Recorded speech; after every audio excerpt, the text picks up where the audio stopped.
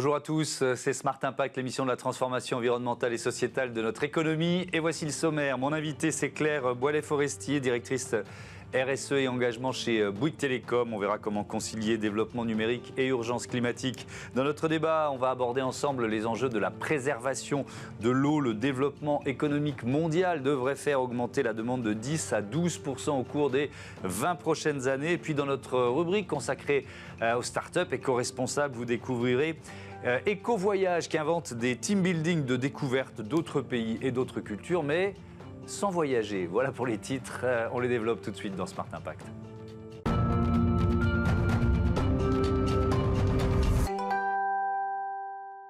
L'invité de Smart Impact, c'est Claire Boilet-Forestier. Bonjour. Bonjour Thomas Hugues. Bienvenue, vous êtes directrice RSE et engagement chez Bouygues Télécom. Quelques chiffres sur Bouygues Télécom, 7,8 milliards d'euros de chiffre d'affaires, 10 500 collaborateurs, plus de 519 boutiques en France. C'est des chiffres qui ont dû évoluer, mais avec une question évidente, depuis quand les enjeux environnementaux, on va déjà commencer par là, font vraiment partie de la stratégie de l'entreprise ?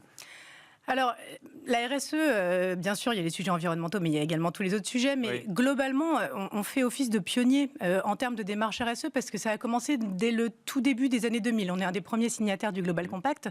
Donc, vous voyez, on a plus de 25 ans de maturité et d'engagement à la fois de nos collaborateurs, mais également de prise de position sur le sujet. Donc, un historique assez solide qui nous permet d'aller encore plus loin aujourd'hui. Avec des objectifs qui sont SBTI, donc qui sont basés sur la science. Est-ce que vous pouvez nous rappeler en quelques mots quels sont ces objectifs aujourd'hui ? Oui, alors on a des objectifs très précis qui ont été validés, vous le disiez, par la SBTI, qui permet de garantir que les objectifs qui sont pris en matière de décarbonation sont bien alignés scientifiquement avec les accords de Paris.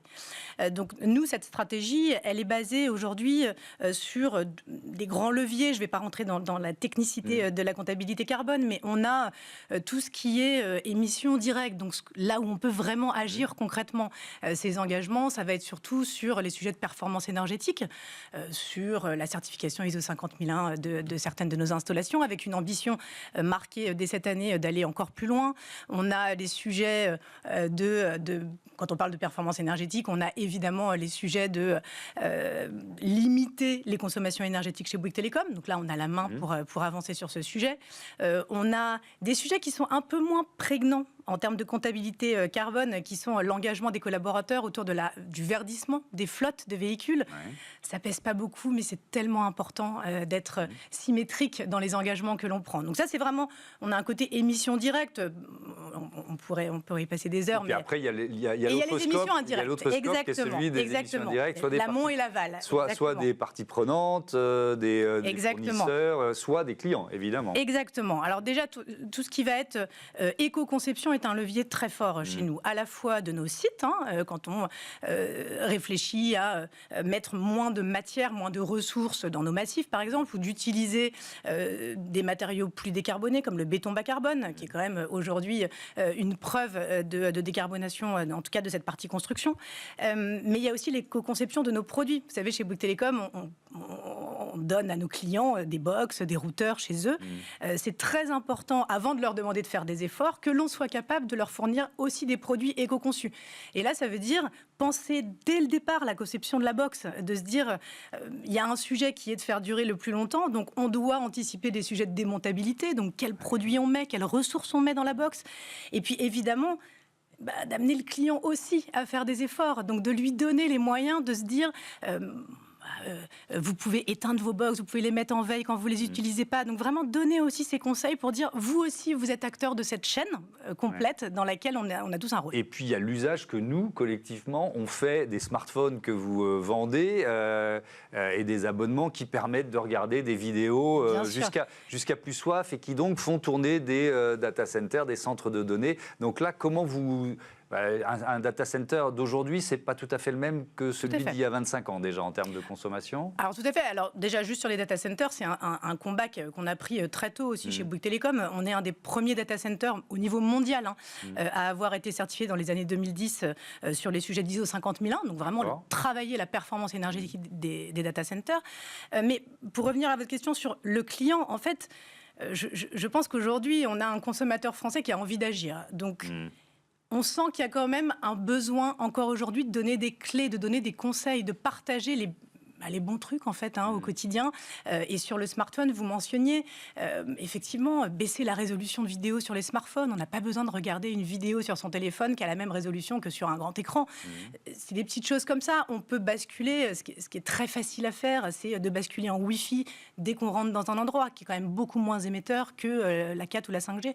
Donc il y a cette posture d'opérateur qu'il faut accompagner, sachant qu'on sait qu'aujourd'hui, sur l'impact global du numérique, c'est vraiment le device, la fabrication du device qui est la plus importante. Donc, juste pour terminer sur cette partie smartphone, évidemment que notre rôle, c'est aussi d'accompagner le consommateur dans l'usage. L'objectif, c'est de pousser au maximum la durée de vie de son smartphone, de ne pas le remplacer dès qu'il est... Ça, c'est un changement de modèle. Hein. On y arrive, c'est sûr. On s'est tous mis à consommer et à acheter les smartphones en se disant, il m'en faut un neuf. Alors moi, je ne suis pas trop fan de ça, mais il m'en faut un neuf tous les 2 ans ou tous les 3 ans. Quoi. Il y a des vrais leviers. On voit que les choses bougent, commencent à bouger. Ce n'est pas encore l'enjeu numéro 1, forcément, dans la tête des clients. On peut pousser la réparation, la durée de vie. On peut accompagner le client aussi à faire le choix du reconditionné. Mais alors ça m'intéresse parce que c'est contre-intuitif d'une certaine façon. Votre métier, c'est quand même de vendre des smartphones. Donc je sais qu'il y a des corners consacrés au reconditionné. Ça reste marginal d'une certaine façon ? Oui, on va pas donner des chiffres antinomiques du business. Évidemment, après, je pars d'une conviction profonde que la RSE, elle n'est pas en opposition avec le business. En revanche, aujourd'hui, chez Bouygues Telecom, on est convaincu que notre posture d'opérateur responsable, elle doit être plus que jamais mise en avant. Donc oui, on doit accompagner le client. Bien sûr qu'on fait aussi la promotion d'autres services, d'autres produits, mais ça, c'est un angle majeur qu'on voit de plus en plus en attente de nos consommateurs. Et le reconditionner, rien que le fait de dire, en fait, ce sont les mêmes garanties, mais que vous avez un impact qui peut aller jusqu'à moins 90% en faisant le choix du reconditionné, ça parle à beaucoup de gens. Il faut juste parler un peu plus fort maintenant. Oui, effectivement. Vous avez annoncé, c'était le mois dernier, en mars dernier, un partenariat avec la Voix de l'Enfant et le WWF pour, je vous cite, mieux accompagner les Français dans leur vie numérique. Donc ça, c'est le principe. Avec quel levier pour tenir cet objectif ? Oui, alors pour revenir un peu sur ce partenariat, parce que déjà, on en est très très fiers chez Bouygues Telecom, il est particulièrement singulier et inédit.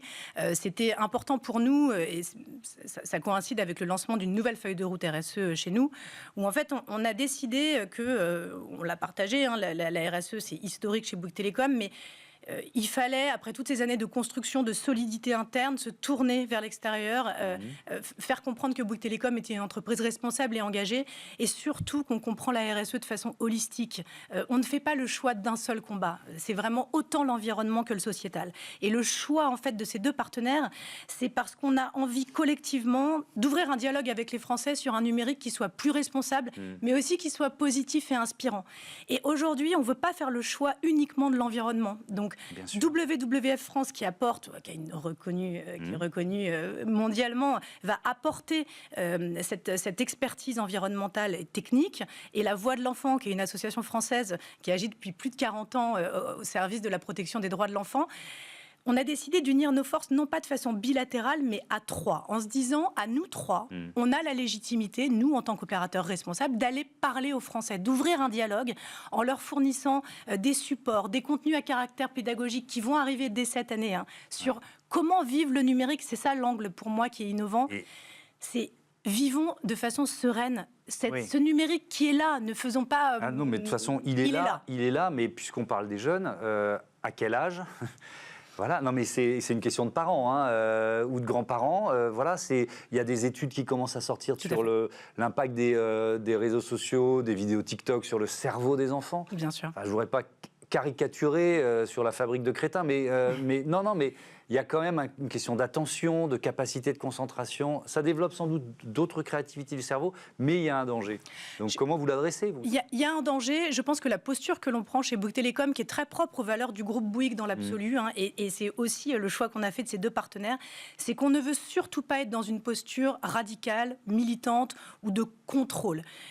Le numérique, il est là. Comment on fait Oui, mais enfin, peut-être qu'il faut en arriver là. Oui, mais il y a déjà, des pays qui disent on interdit TikTok ou on interdit les réseaux sociaux avant tel âge. Quoi. Moi, je crois que vous avez raison. Le bon angle, c'est pas tellement les enfants, c'est plutôt les gens qui accompagnent les enfants. Ouais. Donc c'est le parent. Là, je mets ma casquette de maman. Oui, c'est vrai. Je suis un petit peu démunie sur la marche à suivre avec ma fille qui n'a pourtant pas accès aux écrans et qui joue à l'influenceuse dans sa chambre avec des jouets en bois. Donc oui, c'est vrai. On a cette réalité.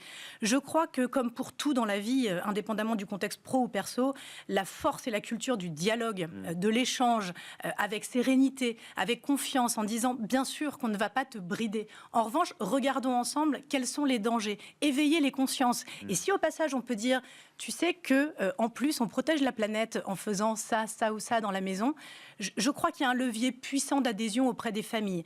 Et je crois que la clé, c'est vraiment pas de l'aborder sous l'angle de brider en fait les familles. C'est plutôt comment on crée les conditions d'un dialogue qui sont les mêmes leviers que sur le harcèlement, que sur... Bien sûr, en fait, le dialogue, il est puissant à ce moment-là, et je pense que c'est notre rôle à 3 d'aller chercher ça. Oui, avec peut-être quand même, et moi je vais vous donner mon avis, je pense que de temps en temps, l'aiguillon réglementaire va aider les parents, parce que c'est super compliqué quand on est parent de dire à son enfant, bah non, tu vas pas avoir de smartphone avant tel âge, ou alors, non, tu vas pas aller sur les réseaux sociaux, parce que, attention, si la loi vous y oblige, c'est plus facile.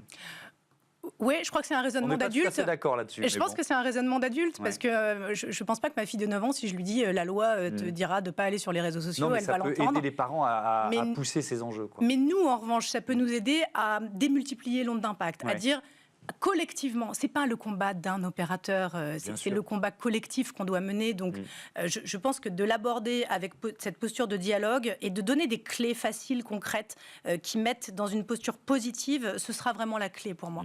Merci beaucoup Clara Boillet-Forestier, à bientôt sur Be Smart for Change. On passe tout de suite à notre débat, on va parler de la préservation de l'eau.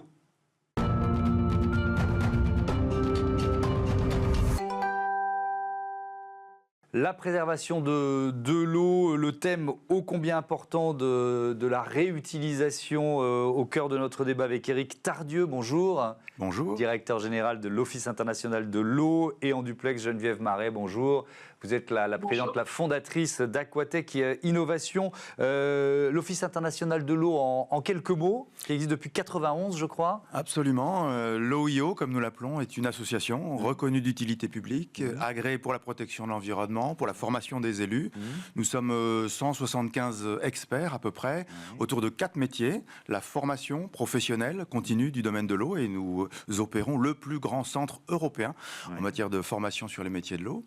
Les systèmes d'information sur l'eau, tout ce qui est données, normalisation des données, beaucoup d'appui aux collectivités locales françaises, à l'international, c'est plus de la moitié de nos bénéficiaires aujourd'hui, et du coup nous animons un certain nombre de réseaux en France ou à l'international. Donc c'est une association, on ne va pas dire que vous avez des clients, mais à qui vous vous adressez prioritairement? Alors nous avons des clients, effectivement, à qui nous proposons des prestations. Nous avons aussi des partenaires, ils peuvent être français, des collectivités locales, des industriels, évidemment des services d'eau ou d'assainissement. Et à l'international, nous pouvons accompagner des gouvernements, des administrations en charge de l'eau. Et l'une de nos spécialités, ce sont les organismes de bassins versants, ce qui correspond aux agences de l'eau françaises et qui existent sous différentes formes à l'échelle internationale et que nous accompagnons beaucoup.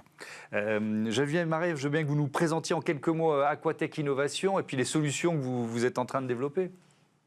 Tout à fait, bonjour. Donc Aquatech Innovation est une entreprise engagée dans la protection de la ressource en eau. En effet, nous sommes basés à Montpellier et notre enjeu à nous, c'est de répondre à ces problématiques de surconsommation ou aussi qui peuvent créer de l'empreinte sur l'environnement. Donc on va s'adresser à un public plutôt touristique. Ce sont des professionnels comme des ports, des campings.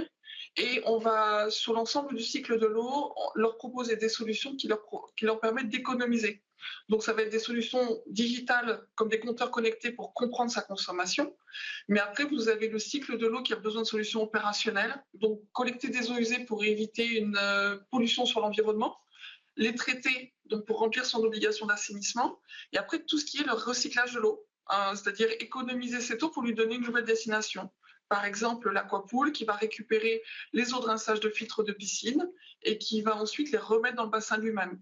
là où on a des accueils de public importants sur les bassins, il s'agit là de faire des très grosses économies qui sont quotidiennes parce que les campings, par exemple, qui ont des espaces aquatiques importants, utilisent beaucoup d'eau pour les étapes de nettoyage. Là, il s'agit là de faire de grosses économies qui représentent plusieurs milliers de mètres cubes par année. Ensuite, on va rentrer dans le détail d'autres solutions, notamment de réutilisation des eaux usées, des eaux grises. Peut-être un chiffre, la demande en eau devrait augmenter de 10 à 12% dans les 20 prochaines années. Éric Tardieu, ça s'explique par le développement économique, tout simplement. Oui, la démographie, le développement économique, le développement agricole constituent effectivement des demandes en eau supplémentaires et qui sont confrontées à la pression plus tout à fait nouvelle, mais très marquée maintenant, du changement climatique, qui impacte en fait non pas la quantité d'eau globale qui est à peu près stable sur la Terre, mais la disponibilité, les conditions d'accès à cette ressource en eau, et on le voit partout dans le monde, y compris en France en période estivale. Alors justement, est-ce que ça veut dire, et j'emploie à dessein ce terme qui est violent et qui est peut-être pas adapté, mais est-ce que ça veut dire que les guerres de l'eau vont se multiplier, ou est-ce qu'on les surestime, ces guerres? Alors, le constat actuel, c'est que l'eau a bien davantage conduit à des coopérations entre acteurs ou entre pays, si on est dans un contexte frontalier, qu'à des guerres. Mais évidemment, il faut être extrêmement vigilant, puisque la pression, encore une fois, pour l'accès à la ressource va augmenter. Et donc, les messages autour de la nécessité de coopérer, que ce soit entre pays pour des bassins transfrontaliers ou entre usagers de l'eau, il est extrêmement fort en ce moment, ce message, et doit être porté. Alors, on va parler de réutilisation, et je commence avec vous, Éric Tardieu, peut-être pour dire où en est la France, parce que vous avez une vision assez générale.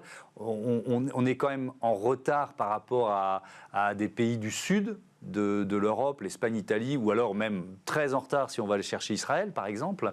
Est-ce qu'on est en train de rattraper ce retard ? Alors, clairement, la France n'est pas le meilleur élève européen, et encore moins à l'échelle internationale, puisqu'on est encore en dessous de 1% de recyclage, là où effectivement Espagne et Italie sont entre 15 et 20%, et Israël à plus de 80%.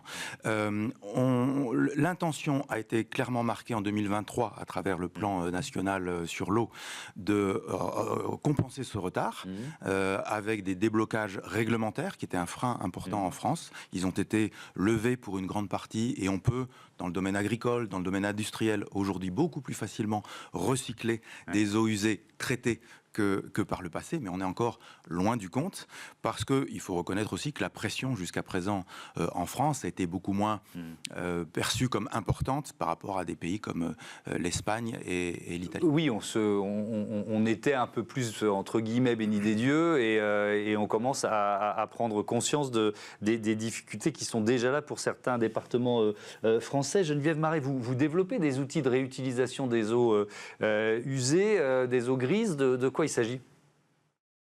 En fait, il s'agissait d'être déjà se positionner là où la réglementation en France nous permettait de le faire.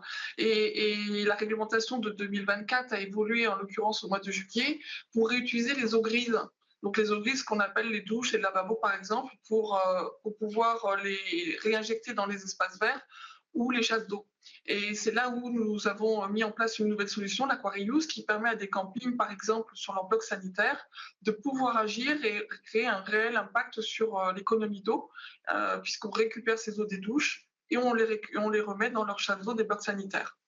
Comme Pardon, je vous interromps, c'est toujours compliqué quand on est en duplex, mais ça passe par quoi, une sorte de micro-station d'épuration ? C'est quoi le dispositif ? On n'appelle pas ça la microépuration, puisque c'est dans un contexte d'assainissement. Là, on va parler plutôt d'une filière de traitement qui va permettre de recycler l'eau. Donc, on est plutôt sur du traitement mécanique, où on va, par différents processus technologiques, arriver à la qualité d'eau attendue par la réglementation du pays. Et donc, du coup, vous avez une dégradation petit à petit qui se fait par étapes, afin d'arriver à l'élimination complète des bactéries et de tout ce qui est impureté, évidemment, pour pouvoir la réutiliser comme il se doit pour son nouvel usage. Qu'est-ce qu'il faudrait changer ? La loi a déjà changé, mais qu'est-ce qu'il faudrait changer pour arriver au niveau de l'Espagne ? Je ne parle même pas d'Israël. Alors, il est clair qu'on peut encore faire mieux en termes d'ouverture réglementaire, même s'il y a des préoccupations légitimes derrière cette réglementation. Oui, on va en parler d'ailleurs. Au plan sanitaire. Il faut aussi travailler la conviction de tous les acteurs, notamment économiques. Et cette évolution, nous la constatons à l'OYO. Il y a de nombreux industriels qui intègrent aujourd'hui le risque eau dans l'agroalimentaire, dans la cosmétique. Et la difficulté l'incertitude en fait sur la disponibilité de la ressource en eau pour l'activité industrielle change complètement les raisonnements économiques. Si je sais que j'ai un risque que mon activité s'interrompe pendant 3, 4, 5 semaines l'été, ma capacité en tant qu'industriel à investir dans un dispositif de traitement change complètement. Et c'est ce qu'on voit de la part d'un certain nombre d'industriels qui du coup vont faire des économies d'eau, recycler leur eau pour sécuriser leur activité économique.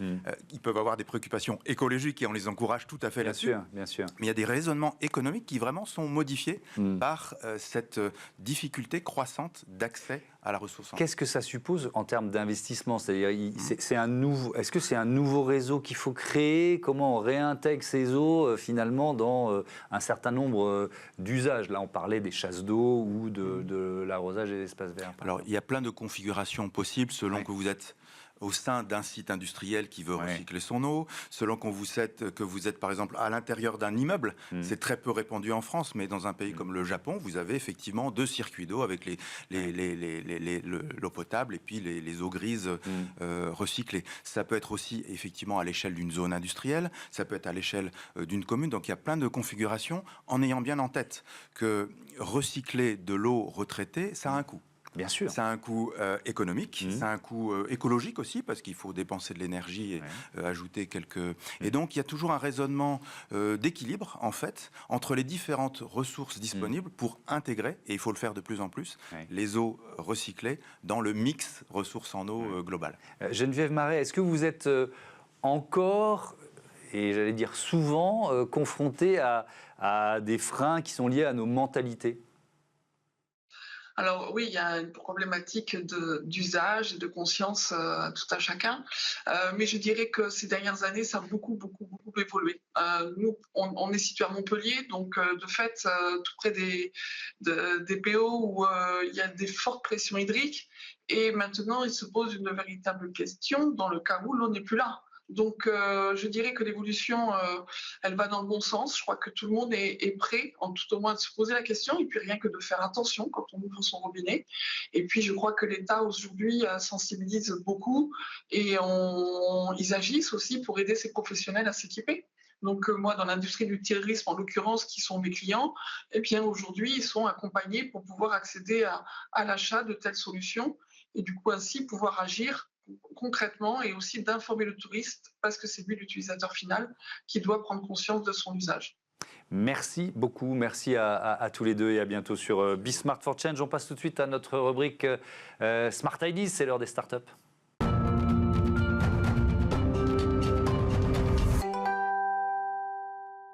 Smart Ideas avec Ludovic Sessac, bonjour. Bonjour. Bienvenue, vous êtes le fondateur d'Eco-Voyage, vous l'avez créé en 2023, avec quelle idée ?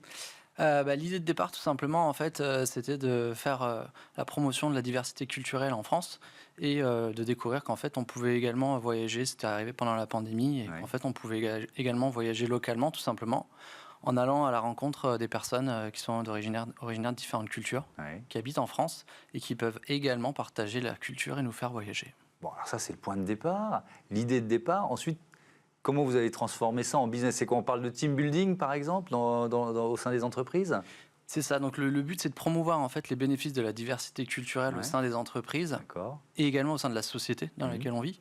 Et donc, du coup, on a créé des formats aujourd'hui de team building à la journée. Et puis là, on vient de lancer récemment également des formats de séminaires résidentiels bas carbone, justement, en faisant la promotion qu'on peut découvrir et se dépayser en restant en France avec des experts d'origine étrangère qui viennent à notre rencontre et favoriser la cohésion d'équipe grâce aux bénéfices de la diversité culturelle, créativité, amélioration de l'innovation, ouverture d'esprit, empathie. Tout ça, c'est des bénéfices vraiment qu'on découvre à la rencontre des autres cultures. Alors, si je simplifie, je vais dire c'est un voyage sans voyager, d'une certaine façon. Est-ce que c'était une demande des entreprises. Quand vous arrivez avec cette idée-là, comment vos interlocuteurs réagissent ?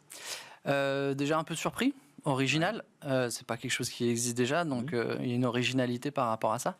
Et puis il y a une quête de sens aussi. Aujourd'hui, le but dans les événements d'entreprise, c'est de retrouver un peu plus de sens, de mettre plus d'humain dans le team building, qui est justement la construction du lien au sein des équipes. Et en fait, avec ces expériences, nos animateurs sont en majorité réfugiés. Ils ont un parcours de vie assez inspirant qui montre aussi tous les parcours de vie différents qu'on peut avoir en faisant une belle rencontre et favoriser l'intelligence collective en découvrant des nouvelles choses sur notre culture. Alors, on va donner des exemples, je ne sais pas, à la fois. Alors, c'est toujours intéressant parce que c'est une journée de team building et un guide. Une histoire, un accompagnateur. C'est ça, c'est ce qu'on appelle nos éco-guides. Donc en fait, dans chaque team building qu'on va avoir, on a des thématiques sur la cuisine, des thématiques sur les artisanats du monde, des thématiques sur les sports du monde. Et également, on fait bien-être du monde. En fonction des objectifs, à chaque fois, on va avoir un éco-guide, un représentant de sa culture, qui maîtrise un savoir-faire, qui va pouvoir tout simplement partager aux participants. Comment vous les trouvez ? Du coup, parce que ce n'est pas leur métier d'origine. Non, c'est pas leur métier d'origine. Ils viennent parler de leur pays d'origine, mais c'est pas leur métier d'origine. Non, c'est ça. On les recrute à la base. Donc, on va les identifier. On va identifier les bons profils. Pour ça, on a plusieurs moyens d'y arriver, mais on travaille notamment avec des ONG. Du coup, pour favoriser l'inclusion, ce sont des ONG qui vont les aider à créer leur entreprise. Puis ensuite, nous, on prend le relais pour les aider à développer leur activité. Donc, ce sont par exemple des traiteurs. Et nous, ensemble, on va co-créer les expériences pour les faire vivre sous forme de team building. Alors, donnez-moi un exemple. On n'a pas encore donné un exemple. Allez, quel pays je peux découvrir grâce à vos guides ? Alors nous, la spécificité, c'est qu'on va avoir 3 continents différents. Asie, Amérique du Sud, Afrique. Ce sont des continents éloignés. Le but, c'est justement en fait, de faire découvrir des cultures qui ne sont pas forcément très occidentalisées, qui ont des manières de penser, de manger. Tout est différent par rapport à nous. Et aujourd'hui, on a par exemple la Colombie, le Mexique, le Venezuela du côté de l'Amérique du Sud. En Asie, on a le Japon, l'Inde, la Chine. Du côté du Moyen-Orient, on a l'Afghanistan, la Syrie. Et puis en Afrique, on a l'Éthiopie, le Maroc, par exemple. On a une vingtaine de pays aujourd'hui représentés. Oui. Et en fait, ce sont les éco-guides que vous trouvez qui font le programme, en quelque sorte. C'est-à-dire, si vous trouvez des éco-guides pour rajouter un pays, c'est dans ce sens-là que ça fonctionne. C'est pas vous dites « Ah tiens, on va faire l'Australie ». Il faut trouver les gens. Non, exactement. C'est plutôt les rencontres qu'on va faire qui vont nous permettre de pouvoir créer quelque chose. Le but aussi, c'est de faire découvrir des pays qu'on n'a pas l'habitude, comme la Colombie, comme l'Afghanistan, où on a vraiment une vision très médiatisée de ces pays-là, et justement d'aller en profondeur, d'avoir une autre vision un peu plus claire sur la culture. C'est plutôt des grandes entreprises qui font appel à vous ? C'est plutôt, on a quand même une majorité de grandes entreprises, en effet, qui vont avoir quand même des enjeux de responsabilité sociale et environnementale. Et également, on a des PME, tout simplement, mais on prend un peu toutes les activités. L'objectif, c'est vraiment de promouvoir justement cette diversité culturelle au sein des entreprises qui le souhaitent. Merci beaucoup Ludovic Sessac et bon vent à Éco-Voyage. Voilà, c'est la fin de ce Smart Impact. Merci à toutes et à tous de votre fidélité. À très vite.